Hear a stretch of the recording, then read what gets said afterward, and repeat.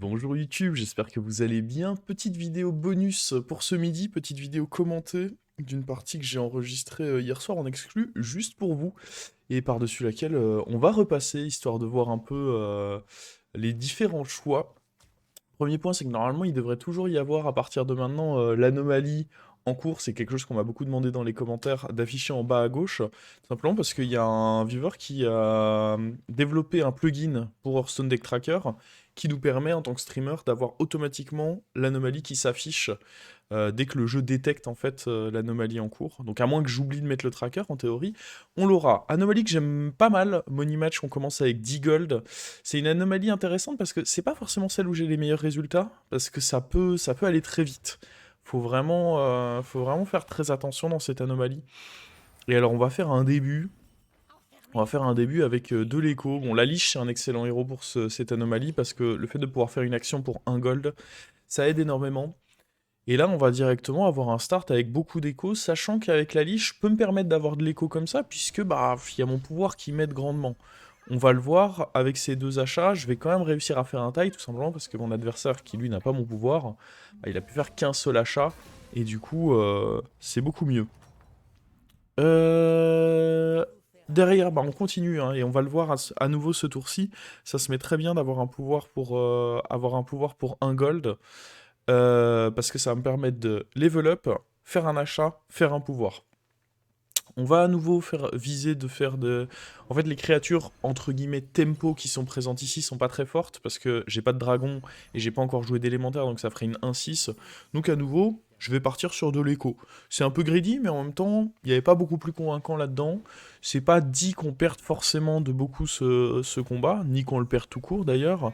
En l'occurrence, on va le perdre parce que il a eu des petits T1 un peu tempo. Mais, euh, mais en vrai, ça va. Ah, ça émo de vache, ça émo de vache. On verra qui fera émo de vache à la fin de la partie, vas-y. Que je ne connais pas, hein. Un émoteur compulsif. Ok, et là, on a enfin notre tempo qui commence à se dessiner un petit peu. Puisque on a les deux Pachemars qui apparaissent. On va aller HP là-bas. Donc on est à 26, ça c'est un peu le bémol, c'est que nos points de vie ont un peu baissé. J'ai choisi de ne pas revendre l'éclaireur parce que j'avais la pièce et pourquoi pas le garder encore pour un tour. Je vais peut-être pas pouvoir garder les deux, ce serait un peu greedy, mais en garder un pour un tour de plus, pourquoi pas. Là, très bon tour, ça me fait une paire, et ça me fait surtout un très très très très bon serviteur, un Pachemar. 4-5 pour du Taverne 3, c'est solide, et s'il vous donne une sorcellerie, souvent ça va pas mal vous aider en tempo. Donc clairement, je suis ravi. Bon, par contre, comme on le voit ici, on va encore prendre du dégât. Un peu moins ravi pour ça, mais bon, écoutez, c'est dans tous les cas, vu l'écho que je mets de côté, c'est pas non plus complètement surprenant. On a déjà un grand bleu qui arrive dans la main. On a de quoi peut-être récupérer d'autres nagas. Et là, on va avoir un tour clé. Alors là, c'est le tour. On pourrait être tenté de se dire, bon, bah, 10 gold, je level up. Vous êtes mort si vous faites ça. En général, quand vous avez rush comme ça, à un moment, faut stabiliser parce que sinon, vous allez avoir des problèmes. Je me dis que je vais vendre le plus petit des deux. L'autre, j'aimerais bien le grid, bah, peut-être pour un 5, un truc comme ça. Deflecto actuellement, Mecha est très faible dans le jeu, donc j'aime pas trop partir Deflecto. On va prendre le disciple en se disant peut-être qu'on pourra en faire un truc un petit peu sympathique. Mon idée, ça va être de me dire qu'on va peut-être pouvoir profiter de la théière, puis la transformer. Avec du recul, je sais pas si c'était si malin que ça, parce que j'ai qu'un type de serviteur sur le board. Bon, la parieuse, en tous les cas, je peux la mettre de côté, au pire, je la revendrai. Et bam, triple parieuse, c'est parfait. On va vendre ça, et là, il faut jouer. Là, il faut jouer parce que, bon, on n'a pas action infinie. Au début, je suis parti pour prendre la ravitailleuse, et puis je me dis, en vrai, Ondulance se met pas si mal que ça. Ondulance se met quand même vraiment pas si mal que ça. Bon, je prends l'achat du mecha parce que pas vraiment le choix ici. Je fais pas forcément de pouvoir. J'aurais pu faire sur la 1-1 le pouvoir. Après, bon, dans tous les cas, je vais pas pouvoir faire mes HP à l'infini. Donc, bon, mon placement aurait pu être un peu plus travaillé aussi ici. Mais globalement, ça va. On finit avec un tour. Alors, c'est intéressant cette ondulance. C'est une des nouvelles cartes qui sont sorties, qui est pas un franc succès. La carte, elle est pas exceptionnellement forte. Mais ponctuellement, de temps en temps, ça fait partie de ces cartes où, quand t'as le bon setup, tu peux essayer de faire un peu un truc avec. tu peux essayer... Là, on a quand même des Pachemars qui nous donnent des sorts en espérant que ceux-ci soient différents. On peut récupérer des sorts dans la taverne, donc il y a quand même des choses à faire. Là, je vais me dire, honnêtement, le vendre pour un 5 maintenant, ça peut être bien, parce que au pire, je l'évolve. Là, on voit, mon 5 est pourri, bah c'est pas grave, je vais l'évoluer tout simplement. Et on récupère, bon, Elisa. Je me dis que c'est une créature tempo, donc je vais en profiter pour level up. Le raisonnement ici, c'est de me dire, bah, Elisa, c'est pas une très bonne carte long terme, mais par contre, c'est vrai qu'en tempo, ça aide un peu. Je vais quand même continuer de partir sur des nagas. Malheureusement, ça, c'est pas une nouvelle sorcellerie, pardon. Donc ça ne va pas m'aider. Par contre, lui est pas mal. Le Myrmidon ici, j'aime bien. Et à nouveau, ça va nous faire un tour. On va pas utiliser notre HP, mais encore une fois, c'est pas grave les tours où vous n'utilisez pas votre HP parce que vous avez une quantité limitée de pouvoir dans une partie. Quand il n'y a pas démon, vous pouvez pas juste faire vos pouvoirs à l'infini. Faudrait peut-être que je retravaille là un poil mon placement. Ouais, voilà, un truc comme ça semble déjà un peu plus honnête. Et on va pouvoir entamer avec le combat contre Georges. On est tour 5, mais c'est difficile d'avoir la référence des tours dans cette anomalie, parce que de manière évidente, on est plus fort beaucoup plus vite. Mais comme on le voit, on est pas mal. C'est Elisa qui, sans être extraordinaire, me rend bien favorable. Tant que j'ai mes créatures, enfin mes sorcelleries sur Pachemar, en vrai je suis pas mal. Mais là justement j'ai un peu peur de pas forcément les recevoir. En plus il y a un Pachemar qui se fait sniper ici. Donc on en recevra qu'une ce tour. Après celle-ci je l'aime bien, parce que c'est... Elle me permet potentiellement souvent d'en avoir une autre. Donc plutôt sympa. Et là, en vrai, je crois que c'est un tour assez clé. Et je me demande si ici je... Ah, ce qui est bien, c'est que j'ai l'autre Myrmidon. Ah, de toute façon, je pense pas que je vais vraiment pouvoir level up ici. Je sais plus ce que je fais. On va voir le tour. Et ouais, c'est pas mal ça. J'aime bien le HP là-dessus parce que ça me fait faire un sort. Et ça me rapporte des golds. Pour un point de vie, honnêtement, ça va. Ok. Ouais, on fait encore un tour en taverne 5. En effet, les level up auraient été un peu gourmands quand même, on va pas se mentir. On va aller chercher cette 1-1 parce que ça peut faire du proc pour Pachemar et ça fait un sort que je n'ai pas encore joué. Et puis là, magnifique. J'ai pile 3 golds à aller remettre dans la taverne. Et on a le Myrmidon là qui est proposé. C'est nickel. Je le prends. Et on a une Atissa. Bon, franchement, pas à dire, ça se goupille bien. Et il faut que ça se goupille bien de toute façon, parce que actuellement, Naga fait quand même partie, on va pas se mentir, des tribus les plus faibles du jeu. Naga, c'est pas une excellente tribu. Après, comme toutes les tribus, tout est jouable sur BG. Vous pouvez tout jouer, même Mecha, qui selon moi est actuellement la tribu la plus faible du jeu, vous pouvez faire des games Mecha, mais simplement vous allez devoir énormément toucher. Là, je touche quand même pas mal en Naga, donc même si Naga est une tribu faible, on a notre shot non seulement pour ça, mais parce qu'on est dans un lobby où, pour moi, les 3 tribus les plus fortes actuellement, c'est Murloc, Bête et Démon. Notamment Démon qui a été pas mal renforcé par la nouvelle sectatrice qui est en taverne 6. Et du coup, bah, dans un setup où il y a aucun de ces 3-là, bah, en vrai, tu peux déjà un peu plus jouer les autres. Fatalement, quand il n'y a pas les plus forts qui sont présents, ça laisse un peu plus de place, de possibilités pour jouer les autres.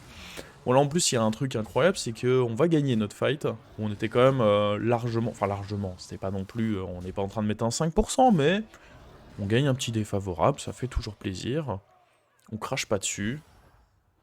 On avait quand même que 37% de pas prendre de dégâts ici. Et c'est pour ça que j'aime bien cette partie. Non seulement parce que bah on va pouvoir jouer Naga. Alors là, je suis pas sûr. Je vais level up en me disant que je suis au-dessus de 15, donc même si je prends une défaite, ça va. En plus, il y a le Leroy ici, je joue contre un mec qui est annoncé comme mecha, donc le Leroy devrait me permettre de pas perdre le combat.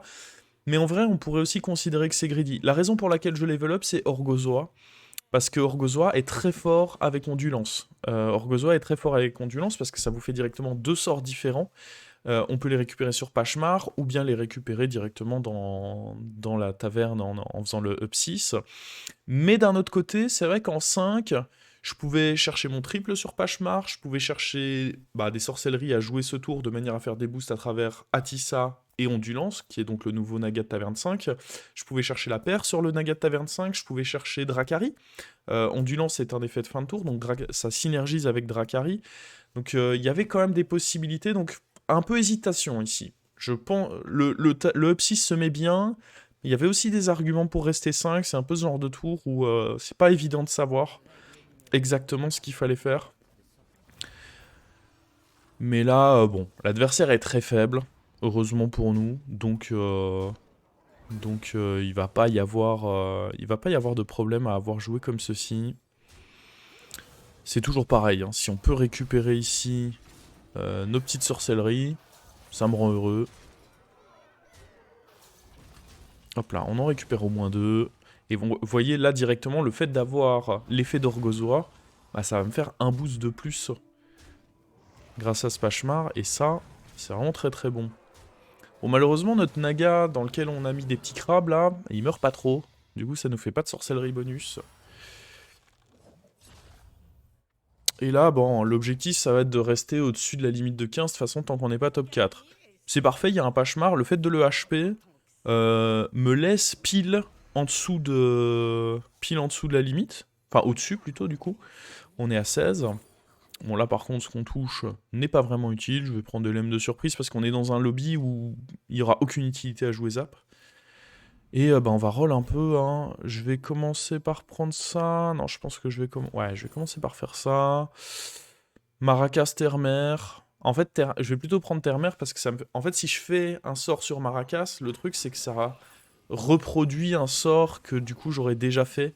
Alors que mon objectif, c'est de jouer des sorts différents pour l'ondulance, hein. Le texte de l'ondulance, c'est qu'il faut jouer chaque tour des sorcelleries différentes pour bien en bénéficier. Petite paire sur l'ondulance, on aime bien parce qu'on on va déjà en être à...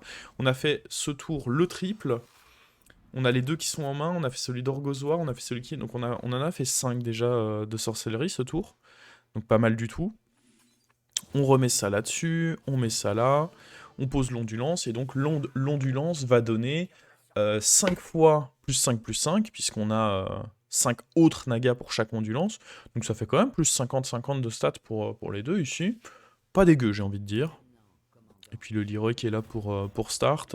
Le Leroy qui fait un bon petit travail, hein. Le Leroy dans ce lobby, de toute façon en général quand il n'y a pas bête ni, mort-vivant, c'est pas rare hein, que Leroy soit une excellente carte. Ça fait du bon travail, on aime bien. Est-ce que ici on va récupérer nos sorcelleries? Ouais. Sorcellerie récupérée. Bon, il n'y a pas celui d'Orgozoa, mais ça reste des sorcelleries différentes. J'aime bien. J'aime bien, j'aime bien. Je crois qu'ici, malheureusement... En vrai, il y aurait eu moyen. Peut-être que j'aurais dû avancer un peu, justement, le truc des nagas. Là, si ça avait tapé au milieu, du coup, on avait nos crabes qui réattaquaient. Ça aurait pu être cool. On aurait pu avoir peut-être un proc en plus. Ce sera pas le cas, c'est pas la fin du monde. On a un flex spot malgré tout, puisqu'on a notre Leroy. Attention qu'on n'est toujours pas top 4, donc je vais éviter de faire un pouvoir ici. Là, les deux sorcelleries qu'on me propose dans le shop, c'est les sorcelleries que j'ai eues sur Pachemar. Donc je vais pas forcément être très fan de les prendre. Par contre, lui, c'est bien, je pense. Parce que soit il est gratuit, souvent, soit il me donne la petite 1-1 qui me convient très bien. Je vais vérifier comme à chaque fois qu'on voit un Murozon s'il est intéressant pour moi. La réponse est non, donc je vais pas le prendre. On va regarder ce qu'on a dans l'éclaireur ici. On a la pièce, et on peut aller prendre la 1-1 là dans le shop pour faire un truc différent. Donc pièce, premier sort. Là on a 3 autres sorts, donc on va déjà être à 4 sorts joués différents ce tour. Je sais pas si j'envisage déjà de prendre le Naga ici. Mais je pense pas en vrai. Par contre Dracari, ah bah Dracari oui. Ça on veut, oui. Ça on veut, ça on veut. Et puis on triple ondulance. Mais c'est... Est-ce que c'est pas beau la vie quand même? C'est quand même beau la vie. Alors en vrai là en plus je crois que je vais faire une erreur. Je pose d'abord... Ah c'est pas vraiment une erreur parce que si j'avais eu deuxième Atissa en vrai c'est bien dans cet ordre là. Donc ouais non c'est ok. À nouveau un triple un petit peu nul vers la taverne 6. Après j'ai pas à me plaindre, le premier que j'ai fait c'était Atissa, c'était le plus important. Derrière on a eu l'élémentaire de surprise et le faucheur qui était pas top. Mais le premier était vraiment cool. Il me semble qu'à nouveau ce tour, on a joué du coup 5 sorcelleries. Enfin 5 sorts différents. Et du coup, ça veut dire qu'on va prendre... on va prendre plus 20 sur nos 4 nagas qui ne sont pas l'endulance. L'endulance ne va rien prendre. Mais les autres, par contre, vont prendre plus 20. Vu que c'est doublé par Dracari. 5 sorcelleries, x2 parce que l'ondulance est dorée, x2 encore parce qu'on a Dracari. Donc pas mal du tout. Bon, là je vois la compo qui joue, et en vrai ça va pas mal m'aider de voir la compo qui joue, parce que compo très forte actuellement, probablement la compo la plus forte disponible dans le lobby, parce qu'à partir du moment où, comme on l'a dit tout à l'heure, là ce qui régale c'est qu'on chope plein de sorcelleries, comme on l'a dit tout à l'heure, on est dans un lobby où il n'y a pas... le fait que lui meure, ça pouvait être le 15% un peu relou.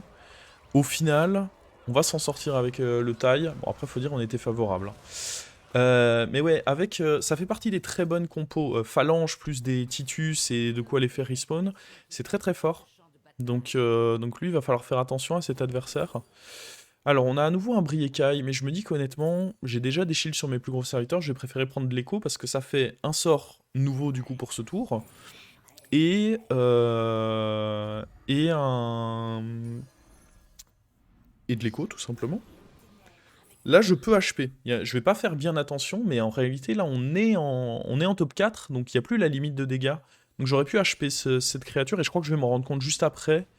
Et du coup, aller HP un truc qui va... Ouais, c'est ça. Je vais HP la 2-4, donc techniquement, je perds un point de vie de trop. Petite erreur, mais j'avais pas bien fait attention au fait que ça y est, on est top 4, j'ai plus besoin de faire attention à la limite de dégâts, puisque de toute façon, on peut prendre 16, donc autant juste être le plus fort possible. Et en parlant d'être le plus fort possible, je vois qu'il joue pirate, je vois que c'est le mec qui m'a pas mal émote en début de partie. Oh, croyez-moi qu'il va se prendre...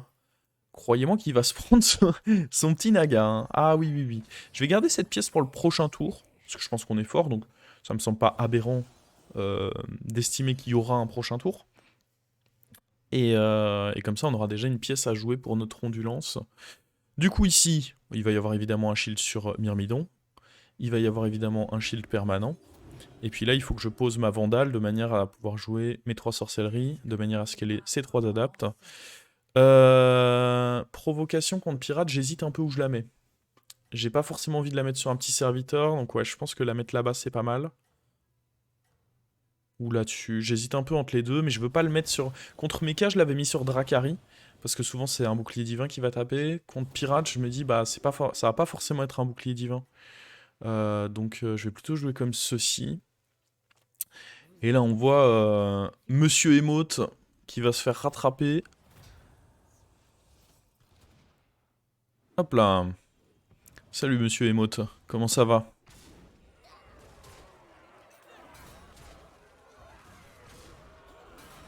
Ah, une belle compo, hein, Elisa, mais bon, le truc c'est que 104 gares, c'est quand même beaucoup, beaucoup, beaucoup moins jouable, les compos comme ça.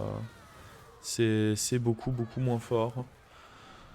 C'est pas dégueu, hein, mais ça fait pas forcément le poids. Bon, faut dire, je suis big. Il y a quand même ça qu'il faut s'avouer, c'est que j'ai pas non plus une petite compo. On a fait du lourd. Mais en plus, on chope plein de sorcellerie. Il me régale ici, hein. Il faut le dire, je suis régalé. Hein. Par contre, je crois qu'il a dû perdre la connexion, Vadi, parce que j'ai pas vu les mots de vache là. Ah non, Ouais, pas de chance. Pas de chance, les mots de vache qui n'est plus disponible dans le jeu apparemment. Top 3 du coup. Là on joue contre un joueur que j'ai pas encore affronté, donc à voir ce que ça va donner. Il est call pirate aussi. Il a l'air solide parce qu'il a quand même battu le Varden, qui était lui aussi très fort. Donc là je vais me dire, méfiance. Je pense que je peux pas forcément enlever ma Toxie ici, parce que lui il m'a l'air plutôt fort en réalité. Il m'a l'air plutôt solide. On va aller prendre ça pour de l'écho et peut-être une sorcellerie bonus. Le Leroy, je vais être tenté de le prendre. Hein. Si on est contre un adversaire qui est fort, je pense que prendre le Leroy, c'est pas déconnant. Petit Hermère, c'est très bien. Ça nous fait une sorcellerie.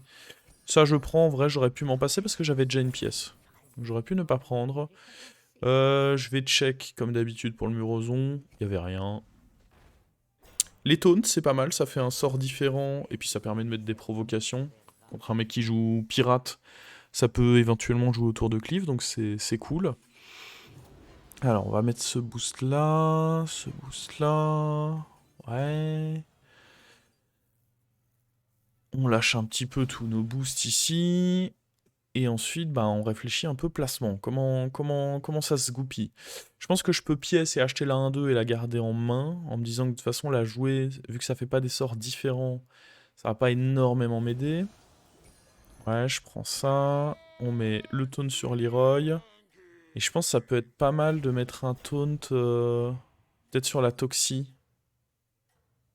Et la foutre à droite, justement en cas de cleave. Ouais, j'aime bien. J'aime bien ce placement final. Ça me semble pas dégueu. L'ondulance à nouveau qui met ses petits boosts. Bon là, mon Leroy va faire un bon taf. Malheureusement, son Leroy va venir taper dans mon truc. Après, de toute façon, il avait pas trop mal placé en mettant ses gros serviteurs pas trop devant. Là, c'est un peu le fight 50-50 là. On est sur un 50-50 de se sortir l'un ou l'autre. On va voir ce que ça donne. Bon, malheureusement, je perds Pachemar ici. Un peu relou. Et là, je vois avec ce hit déjà qu'on va pas perdre. Et ça va être tout simplement un taille. Ici. Donc, affaire à suivre. Et là, rappelez-vous, on savait ce que jouait cet adversaire. On l'a croisé. Et du coup, vous allez voir, et ça peut être très utile pour vous, le contre pour cette compo. Le contre pour quand vous croisez un adversaire qui joue une compo phalange, qui peut être redoutable, hein, ça peut être très très fort les compos phalanges. La petite strat pour les contrer, je vais vendre mon gros taunt. On va aller prendre ça parce que voilà, ça fait un petit peu d'écho. Et donc là, bon, en l'occurrence, ça refera de l'écho prochain tour à condition d'être en vie. Et là, il nous faut un petit taunt. Sachant que je peux donner taunt à quelque chose, mais il y a encore mieux là dans le shop. Ouais, il y a lui. Lui, c'est pas mal du tout. Ouais, je vais prendre ça, mais lui, dans tous les cas, faudra pas forcément que je le joue sur quelque chose. Et bah, écoutez, on va pas... On va rester avec ça, hein, ce tour, je pense. Et là, je me dis, vu que je joue son contre, je pense vraiment que je suis bien. On va garder Maracas dans la main. Et donc là, c'est vraiment la manière de contrer cette compo. C'est qu'en fait, vous jouez avec le signe doré pour enlever la provocation du phalange. Et ensuite, un petit taunt, ça peut être l'ennuyau ou ça peut être le mort-vivant de la taverne 1. Mais idéalement, un petit taunt qui peut encaisser 2 coups. Et comme ça, en fait, bah, mon adversaire, son serviteur, va pas mourir parce que ça attaque sur un tout petit taunt. Et je vais lui enlever provocation, donc je vais arrêter de taper dedans. Et en fait, il va se retrouver dans un setup où bah, sa compo ne se lance pas. Sa compo ne se lance pas, vous allez voir, il va pourtant avoir une belle compo. Il y a pourtant une très très belle compo avec double phalange dorée, Titus. Enfin, là en vrai, avec ses boosts, il me fait mal hein, parce que on va faire pause 2 secondes.